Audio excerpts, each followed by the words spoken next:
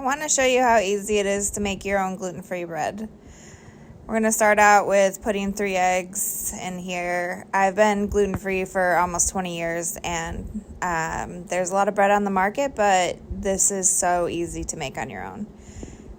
You just use half and half. You can use milk and then some Greek yogurt here.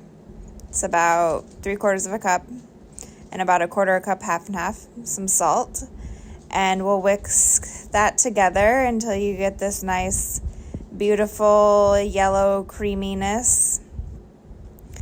Then I use this Bob's Red Mill gluten-free flour. I add in about 3 cups here. As you can see, I'm doing a very loose measuring. Some baking powder, make sure it has no aluminum. This is maybe something you want to use a teaspoon with instead of shaking, because this could go wrong easily. I've been a cook for a really long time, so I just do these things. Add a little bit more salt and stir it on up. You're going to have to stir for a little bit and you'll get this thicker consistency.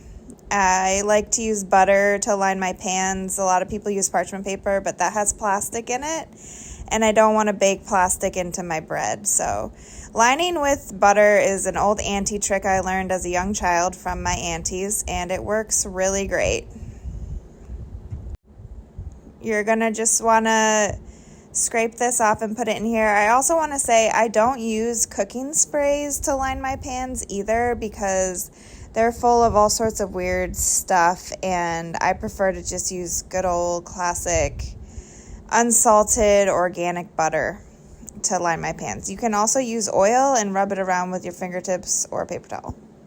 So once you get it in there, you want to spread it out to make a flat surface. Pop it in the oven at 350 for an hour. You can see here that I use the butter, that's it, to line my pan, and look how easily this baby comes out. Look at that. She's just popping on out. She's still pretty hot because it's just fresh out of the oven. I didn't let it sit at all. And so I let it sit on a cooling rack for about 45 minutes, and then here we are. I'm going to slice it and show you what the inside is like. It's a small loaf, so if you're making sandwiches, it's going to be more like a tea sandwich, so you probably want to make a couple of them. But this bread just tastes delicious. It just tastes like white bread. Like I said, I've been gluten-free for 20 years, so my bread take is a little different, but it's pretty delicious.